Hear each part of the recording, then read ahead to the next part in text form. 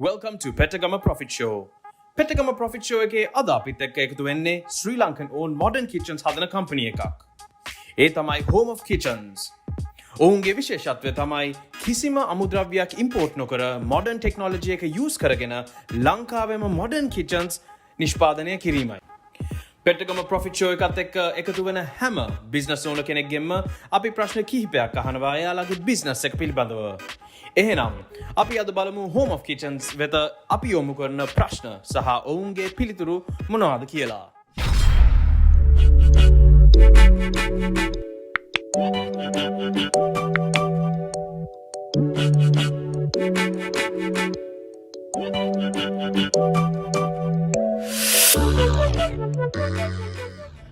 අතෝෂෙම විශ්වවිද්‍යාලයක උපාධියලත් ඒ වගේ මේ ඉංජිනේරුවෙක් මේ විලියම්සෙන් මේ ගුඩ්ඩාන්සෙන් ඉන්න එක වැදගත් වෙන්නේ මූලික හේතුව මේකයි.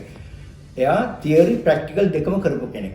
ඉතින් එයාට පුළුවන් යම් අවස්ථාවකදී ලොකු විශාල අපි උදාහරණයක් වශයෙන් ගමු ලොකු හෝටලයක පැන්ට් කබඩ් හරි නැත්නම් වෝඩ්‍රොබ්ස් හරි මොනවා යාගේ සෙට් එකක් හදපුවාම යම් කිසි අවස්ථාවකදී ප්‍රශ්නයක් ඇති වුණොත් එයාට තියෙනවා වක්කීමක් ඒකට පිළිතුරක් දෙන්න. එහෙම ඇති වෙනවයි කියනවා නෙමෙයි. නමුත් එයා උපාධියක් ලැබලා ප්‍රායෝගික මට්ටමකින් ඇවිල්ලා කොහරි කර්මාන්තශාලාවක වැඩ කරනකොට එයාට හැම පැත්තෙම හැම දෙයක් ගැනම හොඳ අවබෝධයක් තියෙනවා. දැනුමක් ඇති වෙනවා. ඉතින් ඒකයි උතන් තියෙන ලොකුම වෙනස.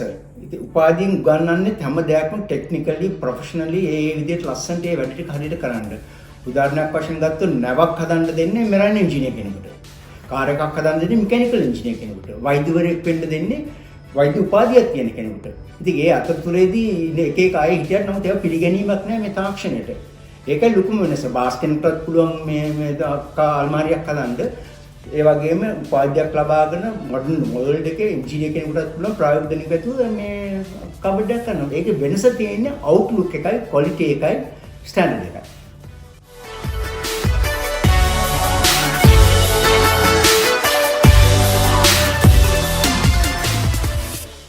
බය වෙන්න කිසි හේතුවක් නැහැ. මොකද අපි ඉම්පෝට් කරන්නේ නැහැ අපි කිසිම දෙයක්. අපි මේ රටේම හදනවා. අපි අපේ ෆැක්ටරි එකේම මැනුෆැක්චරින් ප්‍රොසෙස් එක යන හින්දා අපේ කොස්ට් එක ඉන්ටර්නැෂනල් මාකට් වලට වඩා සෑහෙන අඩුයි. ඒ හින්දා ඇත්තටම මේක අපෙන් ගන්නවා නම් කිසිම බයක් වෙන්න ඕනේ.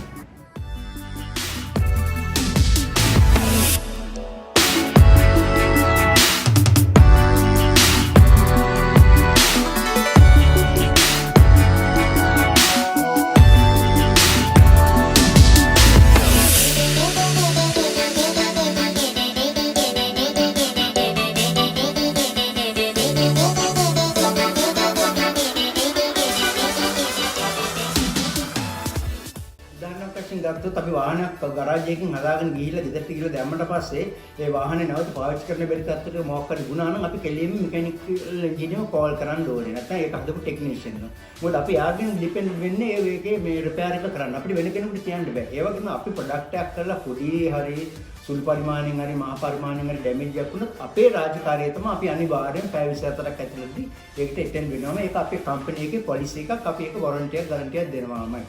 ලොකු ඩැමේජ් එකක් වුණ උදාහරණයක් වශයෙන් කියමු එක්කෙතන මේ පැන්ට් කබඩ් එකේ පිටියේ දුර්වලකමක් හොඳ කඩාම් වැටුණා අපි ඒක එක නෙගෝෂিয়েට් කරනවා මේක අපි කොහොමද කරන්න ඕනේ කොච්චර කාලයක් කරනවද නම් පොඩි සුළු දේවල් සිද්ධ වුණත් අපි ඒක පැය 20ක් ඇතුළතදී අපි කරන්න මුකුත් යන්නේ කස්ටමර් සැටිස්ෆැක්ෂන් එකටයි අපේ පහසුවයි තක අපිට පහසුයි අපි මේ වැඩේ එවිලෙන් වෙලාවට කරනවා නම් මොකද අපිට ඊට පස්සේ ඒ කස්ටමර් අපි ගැන නිතරම පැහැදීමක් ඇති වෙනවා.